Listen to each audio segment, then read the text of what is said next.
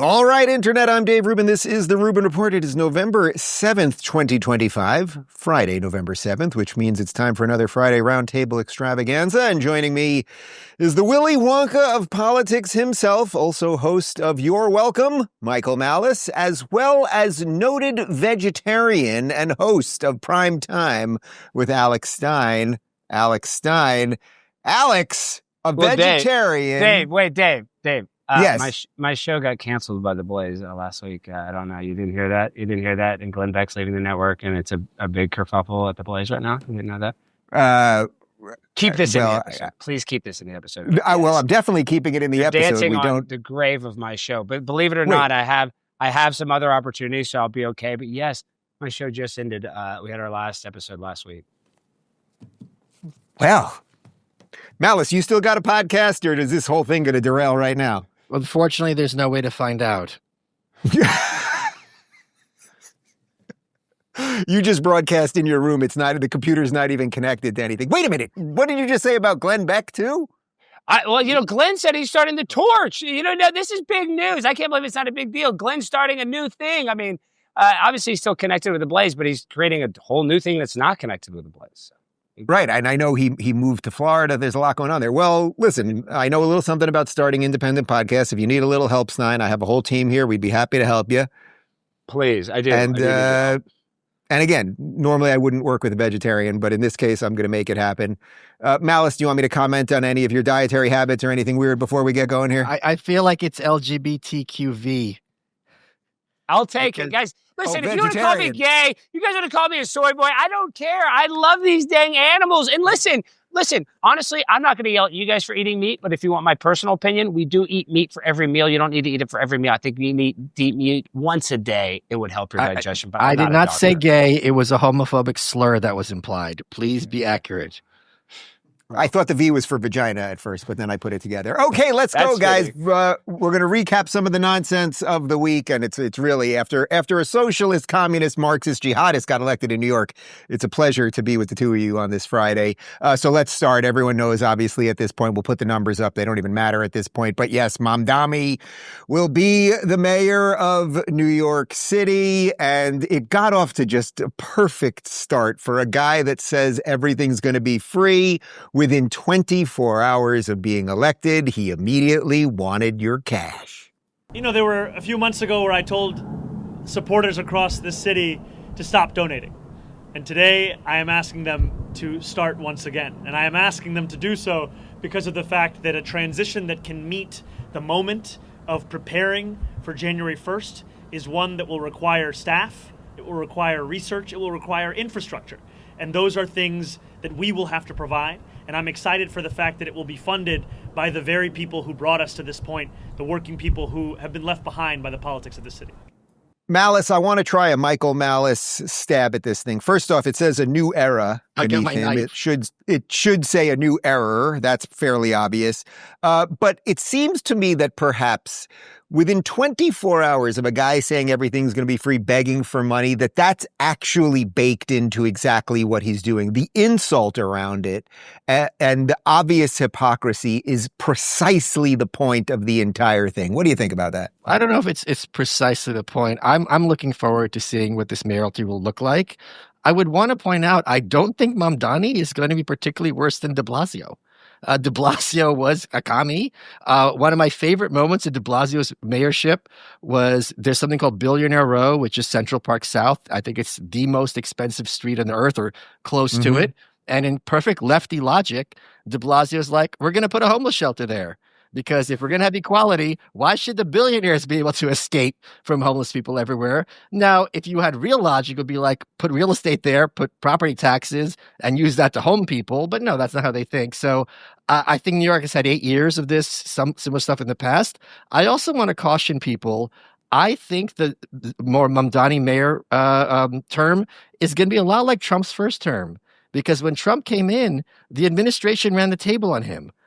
If any of us became mayor of New York right now, I wouldn't want to go against the city council, the real estate people, the police unions. These people know how the game works. They've been at it for a very long time. He's 34. He's going to staff it either with green people, meaning fresh to the scene, or party hacks. And I want everyone. Green. By green, you don't mean Hamas and Hezbollah supporters, because they like that flag and that color. I'm just to say one more thing. Everyone watching this, look up on Wikipedia the 1977 Dennis Kucinich mayorship of Cleveland, because he was 31. He was this hardcore leftist anti-war candidate, and it was such a joke that Parks and Rec made a character based on it years later. So I think it's going to be a lot of fun. The one thing I'm concerned about is that there's going to be a lot more violence in the streets. That's my biggest concern. Well, you were going real white pill there and ended it then with the violence. I'm completely with you on the violence part. I'm not sure I'm with you on the front end of that thing. Stein, where do you fall on this utter debacle? Well, Dave, listen, this is what I want to do. I actually want to call out, our own party a little bit. We're acting like this is the end of the world. And when in reality, let's look at Mamdani. He's 34 years old. He's smoking weed. You saw him in the debate stage. He says, I go to the pot shop all the time. So first of all, he's high. His mom's a filmmaker, right? So he's not a real Arab. I mean, and you saw bin Laden's movies in those caves. What they call filmmaking is garbage. I mean, their number one leader, the movies that bin Laden made was garbage. So imagine, she's probably not making as good of movies as that. So he's not going to be able to do jack squat. He's going to get in there. He's not, like Malice said, he's not going to be able to do anything. Yes, he is going to cause a bunch of drama, but I'm telling you, this might be a good thing, kind of like how the Biden presidency was a good thing because it kind of woke and radicalized people to actually start fighting back. So, maybe this will be a good thing in the long run. It feels like a bad thing, but, sometimes you get some perspective and your whole opinion changes.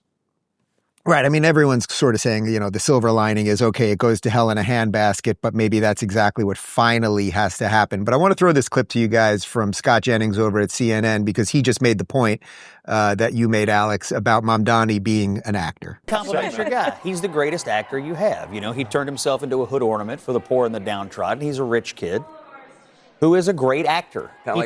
He play acts. Yeah, I'll tell you what. I can understand why. I can understand why you'd be leery of an actor in politics. I'm just saying, there's no other obvious Democrat. He has all the energy behind him. You talk about slicing and dicing the electorate. He's going to slice it and dice it in one way: oppressors and oppressed. No. And I want to find out if he has it in him to give it up. I don't think he does, because that's the energy in the Democratic Party. It's oppressors and oppressed. No. That's why the Jews in this city feel scared, because they know he has labeled them as the oppressors. That's why people who create jobs in New York City are leery, because he labels them the oppressors. Malice, tell me a little bit more about why you predict violence and how bad do you think it's going to get, to the backdrop of what I assume we all agree that he just is kind of faking all of this, as Jennings said. Did you catch that stupid Reagan joke that they tried to throw out there? I can see what you would want an actor in politics. It's just physically painful. I'm not. Yeah. The violence, I actually thought it was a reality TV show joke about Trump. That's what I thought. Yeah. Oh, but he's not an actor. But either way. Okay. No, I know. But in his head, you don't want an actor, you have a reality TV host. Sure, yeah. Sure. I think people like Mamdani and the Democratic Socialist part of the Democratic Party comes from. You saw it in San Francisco with Chesa Boudin when he was DA. You see in some of these cities, they genuinely believe that criminals are victims. That it's, I was raised poor. I didn't have a good upbringing, didn't have a dad. What choice did I have? And, these are crimes of poverty, not crimes of evil or property. So you should really have sympathy for them. This is why they're talking about defunding the police and replacing them with things like, I don't even know, shrinks. Social workers. Social workers, thank you. So there's going to be a lot, and he's going to disproportionately affects minorities, which obviously therefore means it's wrong. So you're going to see, if he has his way, pulling back of the cops on crime, especially violent crime, and pointing the finger at white supremacists, because that's who makes people rapists. So that's what I'm concerned about. We saw this a little bit with Dinkins when he was mayor in 1989 through 93. There were kind of pogroms in Crown Heights. And when that was happening, I remember Dinkins decided to crack down on jaywalking. So that, kind of Seattle, Portland, San Francisco mindset, we've seen it play out. And we know what that looks like. And it's the people who are hurt the most are poor people, especially poor women. And that is who I'm concerned about. But so to that point, Alex, it seems to me the reason this is going to be much worse than Dinkins, late 80s, early 90s, is because the culture is actually much worse right now. We're tolerant of much more mayhem on the streets, and that you're allowed to, close streets and chant and march and blah, blah, all the stuff that has been going on. It seems significantly worse and has been for years than it was back then. And and he's more outwardly, I think he's pro-jihad. I just do. So to me, this is just an unbelievably toxic mess. Yeah, no, I mean, I agree that it's toxic. And then you kind of look at ever since Charlie's death, I feel like the protests have ramped up, and I've been to these No King protests. And trust me, now political violence is more acceptable because they've seen Luigi Mangione. You've seen this thing where it's almost kind of, they like it, Luigi Mangione, I can't even say his name, is a hero now. So I would actually not be surprised, if there is some more political violence in New York City, because these people realize they could be a hero if they go and hurt somebody in a public way. So I would be scared if I was in New York City. Is that the point? I mean, the guy literally wouldn't condemn, globalize the Intifada. So why wouldn't it just burst forth on the streets? Well, I don't think it's going to be localized to anti-Jewish violence in New York City. I think he's very skeptical of police as an answer to crime in general. And I think, he was a defund the police guy. And it was really kind of funny. I remember the Cuomo type liberal Democrats were like, oh, when they say defund the police, what they really mean is more money for college. And there was an op-ed New York Times said, when we say defund the police, we mean defund the police. They generally they believe that the police are a mechanism for the property class to protect themselves against the poor. So but at the same time, I don't know, and I don't know if you guys do, how much power the mayor has in terms of the police being pulled back. And I don't think the police in New York are doing that great of a job right now at all. No, right. But again, that's why I think that everything has been so degraded that, yes, they're not doing a great job. Their qualifications have gone down. People accept a lot more mayhem. Right. And in a weird way, I don't even think it matters how much power he has, because I think it just they've now just created the conditions for chaos. But let's leave that there. I would say to New York, good luck with all of that. Right. We'll talk about Juvent for a minute. And then Nancy Pelosi is retiring, but she's not giving up any of the money. Guys, if you're dealing with joint pain, stiffness, or just not bouncing back like you used to, you've got to hear this. There's this fitness tool originally designed for NASA astronauts called the Juvent Micro Impact Platform. Unlike those jarring high-impact machines, the Juvent uses gentle, natural vibrations to activate your body's healing response. It helps ease chronic pain, improve circulation, and boost joint health. You just stand on it for 10 to 20 minutes a day while you watch this show, or you have your morning coffee. That's it. It's completely safe, made right here in the USA, and backed by millions in research and clinical studies. So if you've been dealing with pain or fatigue, check out Juvent.com/Rubin. That's JUVENT.com/Rubin, and use code Rubin to save $300 on your next Juvent. There's a 6-week money-back guarantee, so you've got nothing to lose, except maybe your pain. So Nancy Pelosi, watch what I do here when I talk about Nancy Pelosi, guys.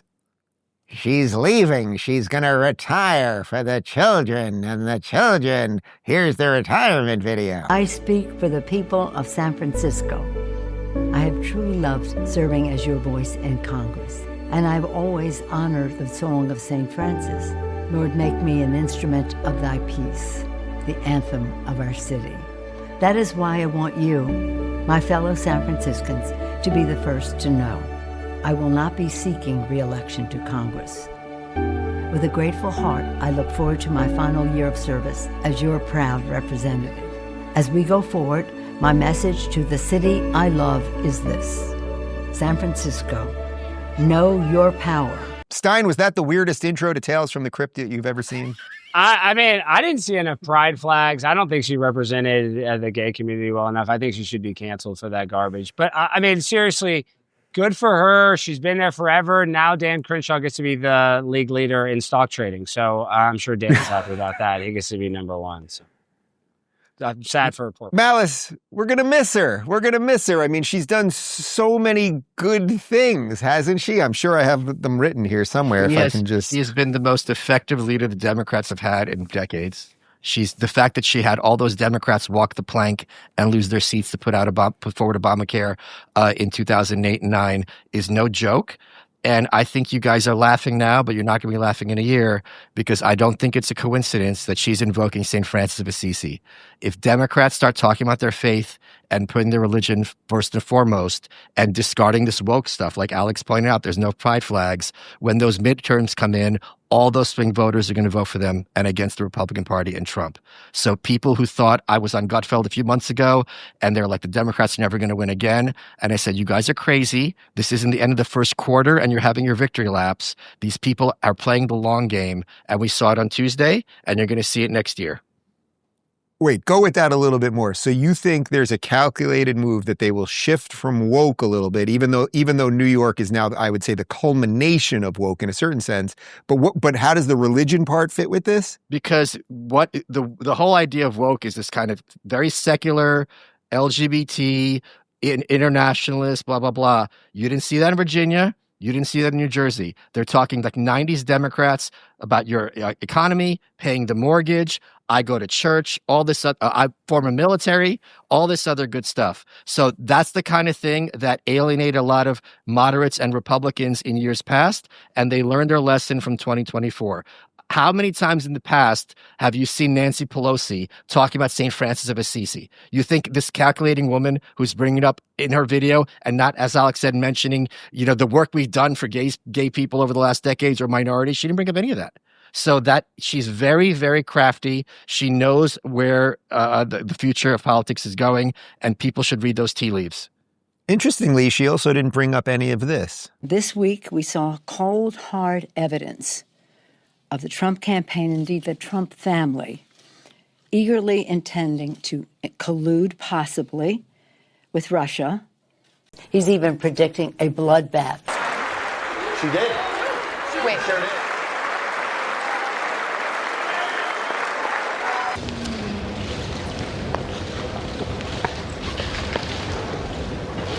Such a consequential president of the United States, a Mount Rushmore kind of president of the United States. You want to know what comes next. That he belongs up there on Mount Rushmore. Lincoln and Joe Biden. But you got Teddy Roosevelt up there, and he's wonderful. I don't say take him down, but you can add Biden. Now, Stein, I know when they were in the traditional African garb kneeling at the Capitol, you were right out of frame doing the same thing. So can you comment on some of that?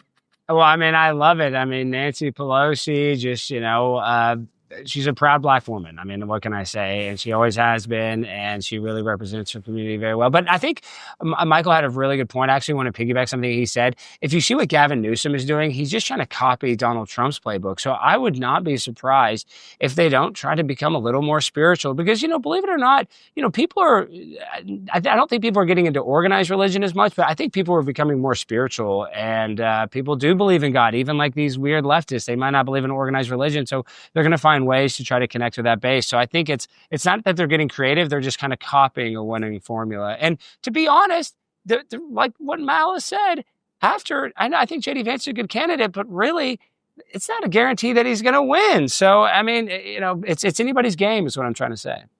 No, I definitely agree with that. It's just the way things change so fast now. There's simply no way to know. And by the way, I mean, we got to get through a midterms before it's up to JD. Do you think she will regret admitting that she had a soft coup on the president? Because look at this. You know what? Have you talked to him? Is my only question. What I have to do. Right. He made the decision for the country. My concern was not about the president, it was about his campaign. I mean, Malice, she basically admitted booting Biden, but whatever, it just does, none of it matters anymore, right? But I mean, she did that and she saved how many House seats, right? All the polling was showing that he was going to lose like New Mexico, so on and so forth. This woman is, now I don't think Kamala could have won, but I do think Kamala did better than Biden would have done, especially at weeks of the Democrats attacking him. And if God help him, if there was another debate, he might have literally died on stage to the amusement of many. So this woman, I think how many speakers of the House have taken out a sitting president?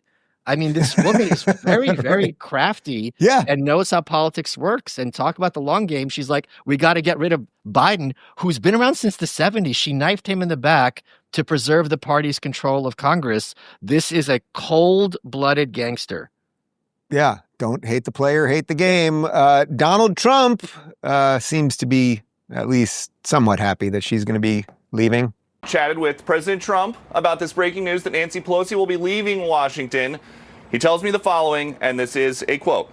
"The retirement of Nancy Pelosi is a great thing for America.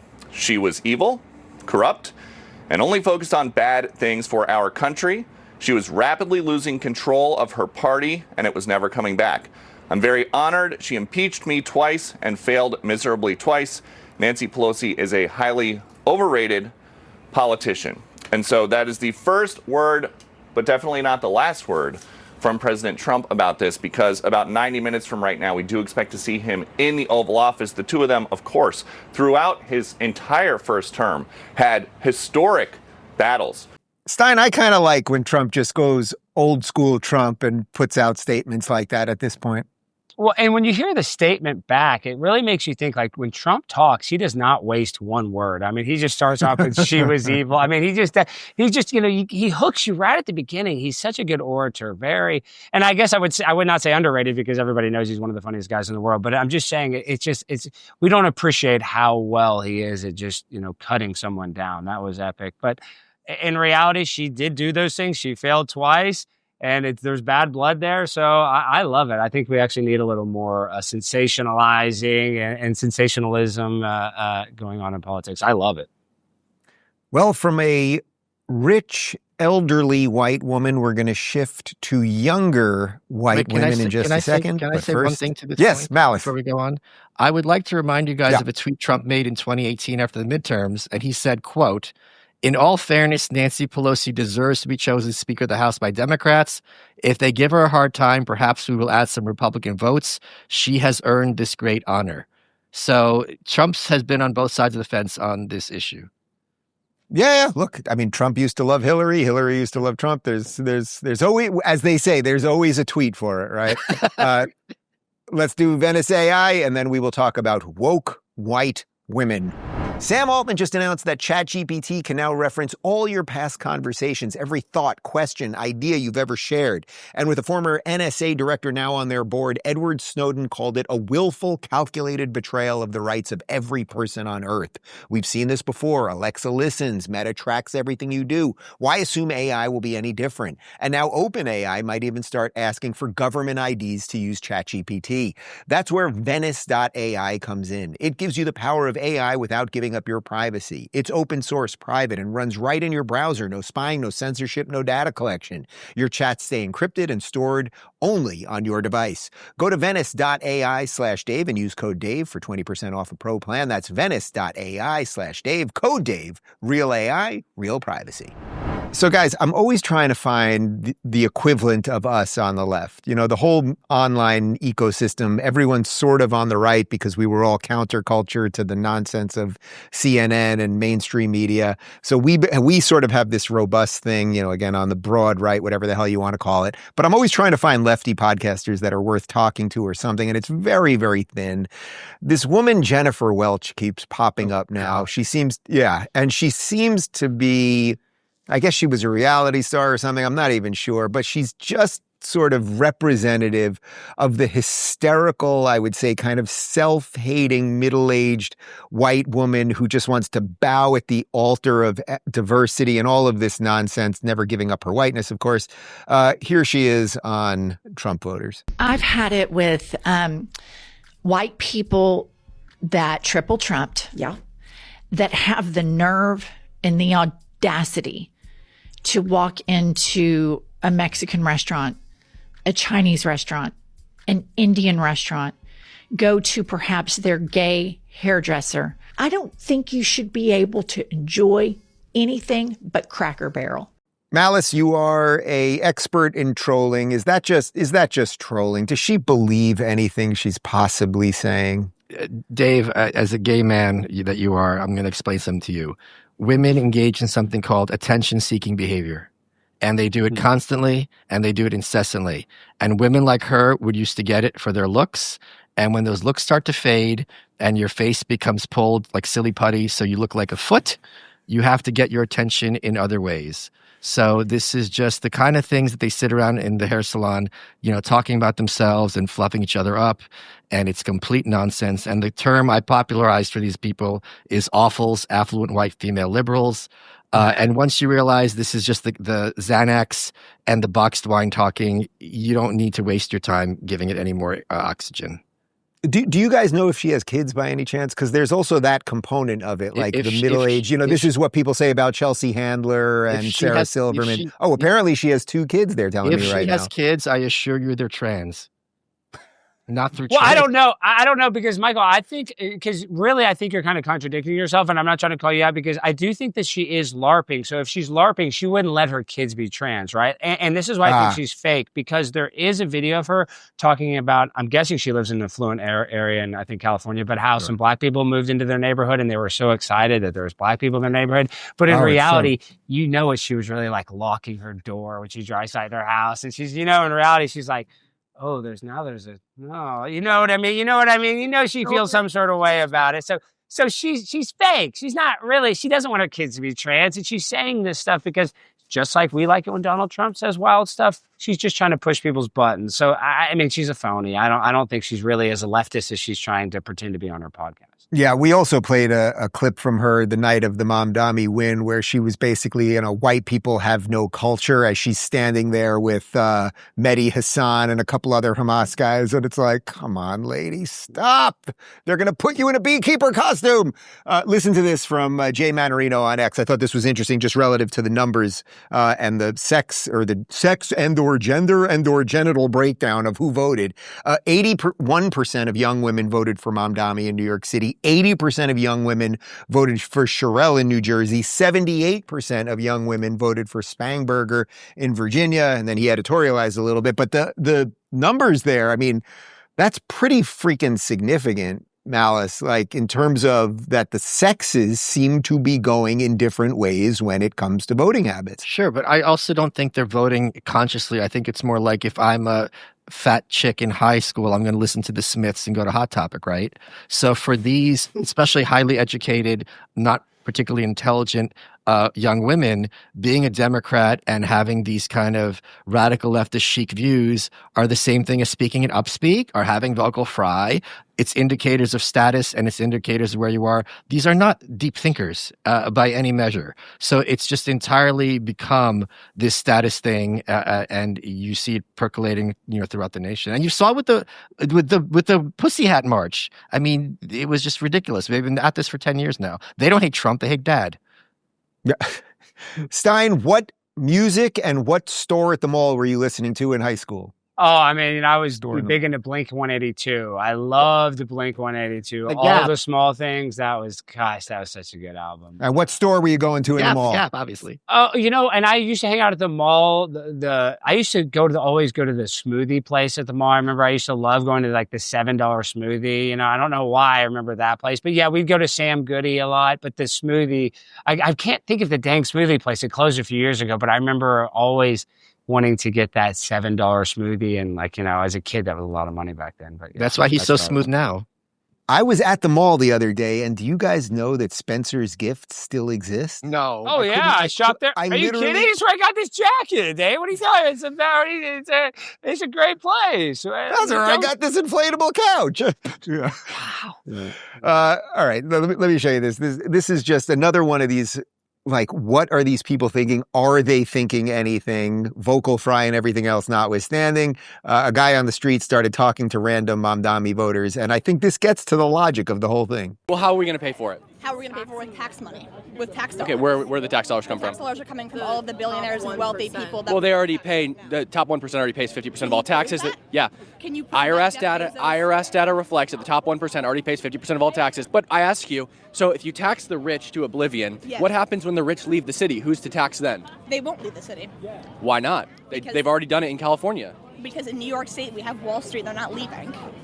And so what you think they can't leave? Then who are you going to tax when they leave? We're just going to continue taxing people. But the middle class, right? Yes, actually, the middle class. Oh, okay, so you explained it. So we're going to tax out of the middle class when the rich people leave after you tax out of them. I think we should tax the out of everybody, yes. Malice, I get to see you guys while those videos are playing, and I think you nodded along with her a few times. Yeah, I agree. They're not leaving. Wall Street's not leaving. I don't think it's anywhere close to the point where you're going to have this wealthy exodus from New York, because New York still has the status. I left. But there was lots of other things I didn't like about New York, but she's not wrong that Mamdani is going to be in position to drive all the wealth and business out of New York in 4 years. It's not going to happen. And one more point. My friend thinks, with a tinfoil hat, thinks this is a conspiracy by the real estate people to have a real estate collapse, because the Empire State Building is going to be there in 4 years or 8 years. You buy it all up and then just wait for the real estate to explode again. So that might even happen too. Right. You find a dual agent who's selling houses in Miami right now and who's buying them over there, you might be onto something. Stein, the general thought process, okay, we'll tax the high hell out of these people. And then the next statement out of her mouth is, okay, well, basically once they leave, we'll tax the next one and the next one and the next one and the next one. It's kind of socialism 101. Well, I mean, it is socialism, but for her and Michael, I think you're right, because she had that one good point. Wall Street is there, so that's going to keep some of these financial institutions in New York because they can't really leave it. But at the end of the day, if you're getting taxed 52 to 50% of what you make, I do think some of these big people, like you see the Howard Sterns or all these other people, they are going to go and they're going to say that I live in Florida. So that will have an effect on the city. But oh God, is Howard Stern going to move down here? No, he's already there. He's already there. Howard's been there. He lives next door to you, and he's got one of the biggest. I think he, at the time when it was built, it was the biggest personal home in Florida. I know that. Remember that documentary, The Versailles House, or whatever, and that I don't think that counts because it wasn't. Oh, finished, that sounds like if you Palm look Beach. Carefully, you could see him in the backyard when his wig is off and have the sun reflect off of it. That's definitely a wig. I'm a Howard Stern was my favorite. He's the only guy. I used to love him. 70 years old, not one gray hair. I have gray hair. I mean, we all have gray hair. He has gray hair. In my 30s, you get gray hair. On the wig. Wigs don't change color. Right. I mean, this isn't rocket science, guys. I'm being told we're getting numbers on the fly. He's in Palm Beach, $65 million for the home. I mean, a weird thing?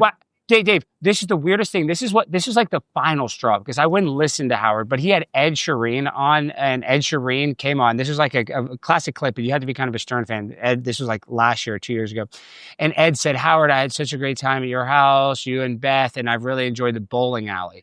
And Howard cuts him off, goes, don't, what? Bowling alley? And Ed Sheeran is like, gives this weird, it was this very awkward moment. And then Howard Stern lied that he had a bowling alley, and then somebody went on Zillow or whatever and looked up the pictures of his bowling alley and posted it. So like, Howard Stern's such a fraud. I was so mad. Not that I still respect him because this is after Hillary, but I'm like, why are you lying about your bowling alley? Like, you're not relatable. And who would begrudge him having a bowling alley? Right. Like, exactly. Who cares?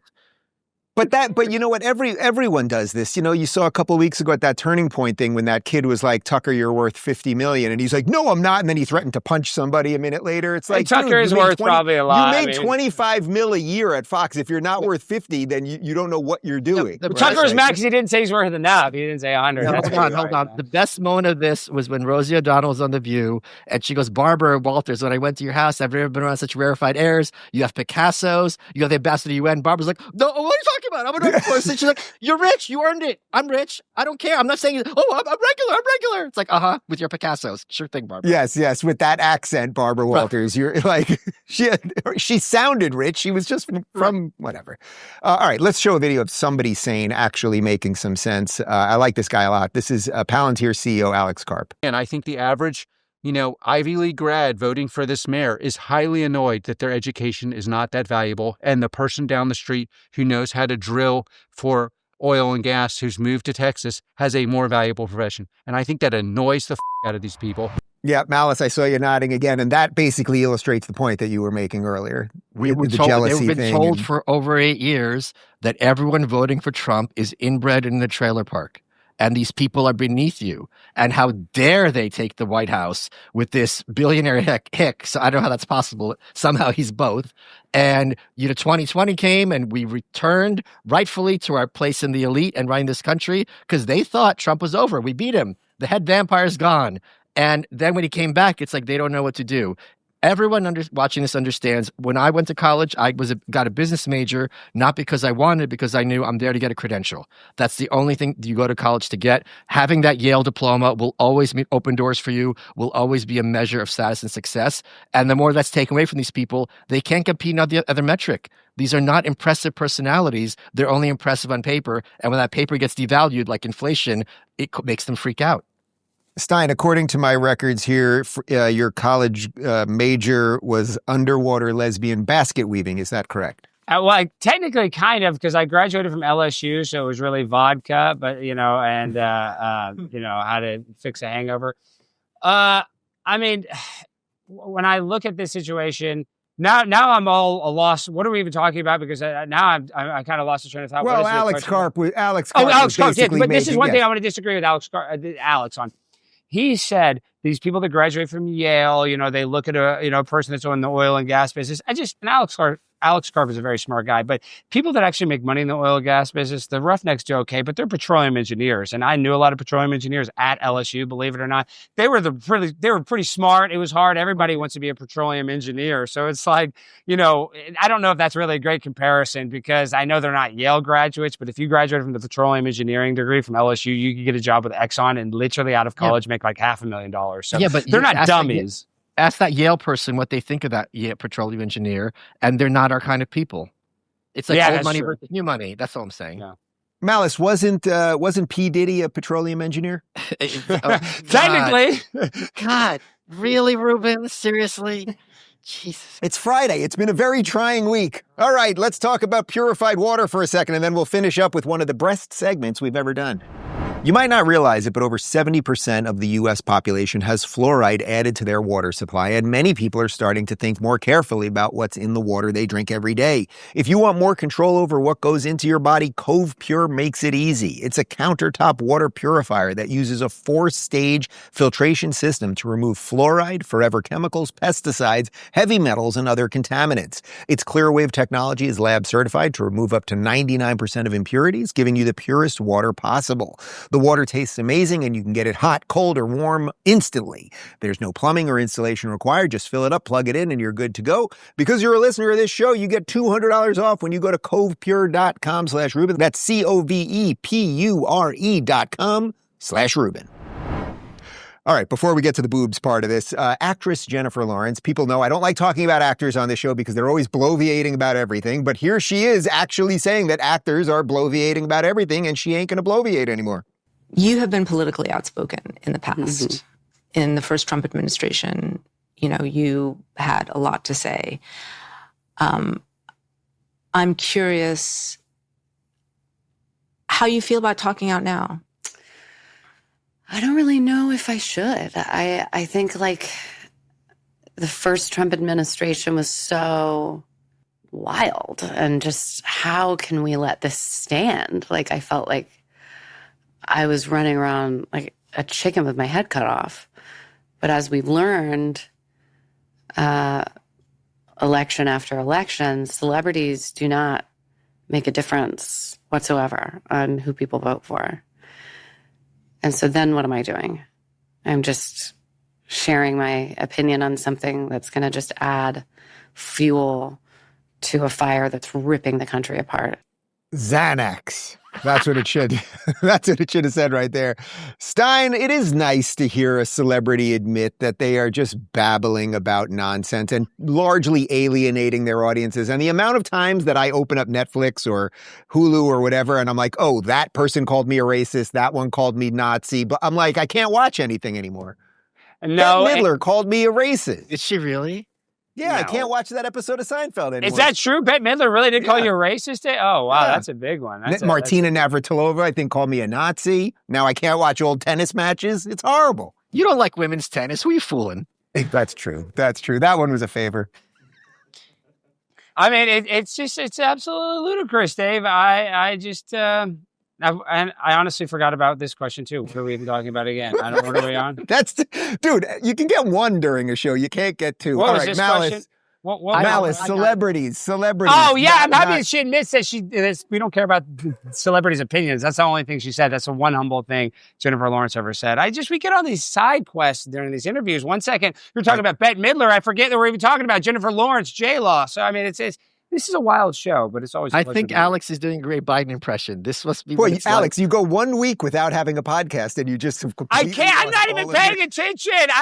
I'm losing the question, and then I'm looking at Michael the whole time, and then already I felt roasted. You're like, "What primetime with Alex Stein?" She already got me emotional. So, Dave, I'm having a hard time. I lost my job.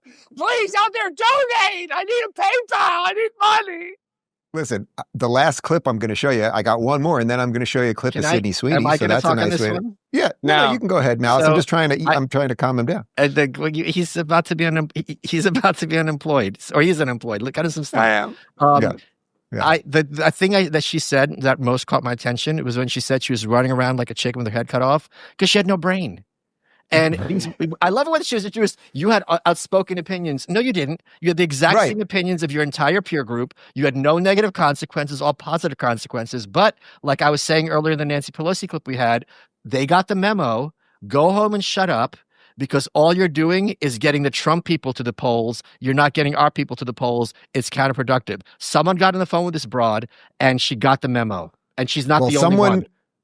Someone did not get on the phone with this broad. Oh, boy. So I wanted to take advantage of the fact that as the First Lady, yes, you can be smart and educated and beautiful and sexy and interesting and all those things. And yes, you can be a black woman, a tall 5'11" black woman. Can we put up her Stein, I'm not even going to ask you a question. I don't want to throw you off. Just speak. Just speak.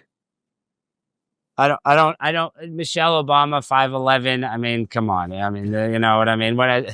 Come on, give me a break. I don't want to say Michael. I'm not going to say that. That's but come on. I mean, she's just. He's so defeated. He can't even handle a big. I can't even speak. I'm going to just let you guys make your own assumptions when you see that because there's nothing that I can tell you to change your mind or convince you one way. Can we put up her picture really quick from that interview? We can. Just like a picture.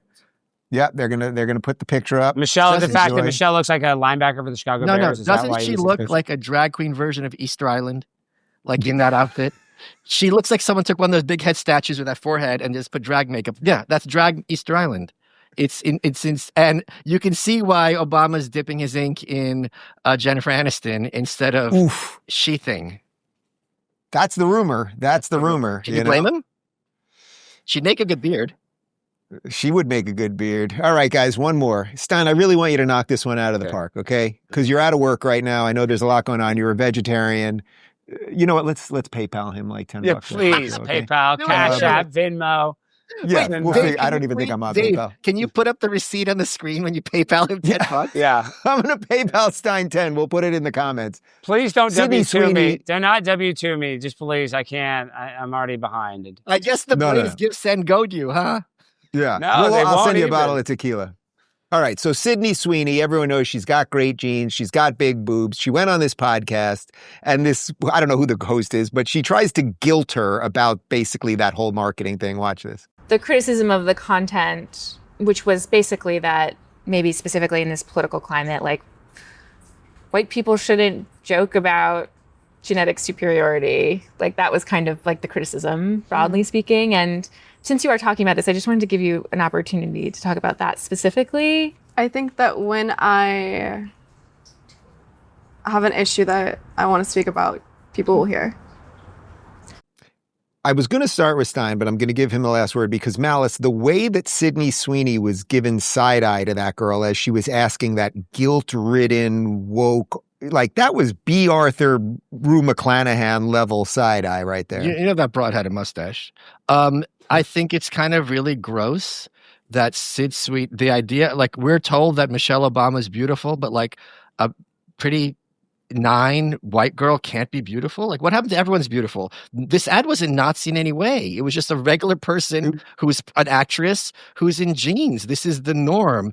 And Steve Saylor has his rule of journalism that every female journalist has the rule come the revolution that she will personally be found more attractive. So of course this, Midwest 5 wants Sid Sweeney to seek her approval. And I'm so glad we're at a point where Sweeney's like, I don't know who you are and I don't need you.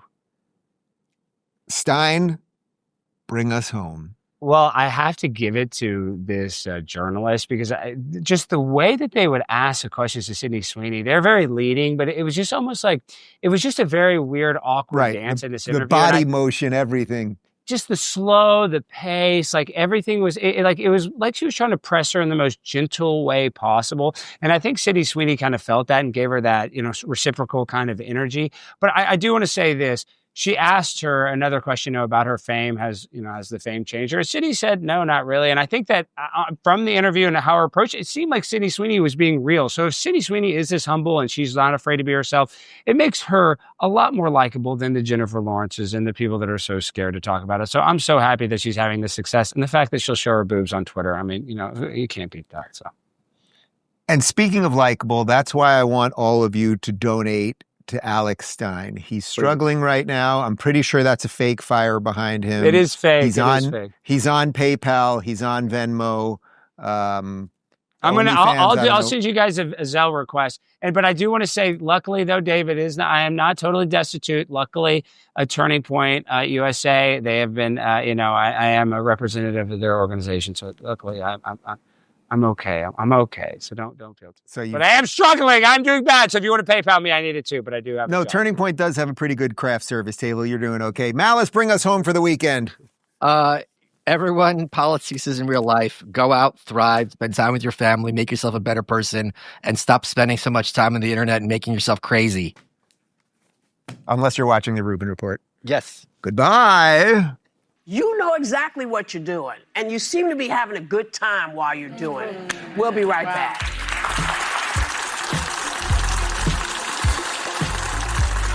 With schizophrenia, it can feel like your symptoms decide what you do and who you can be.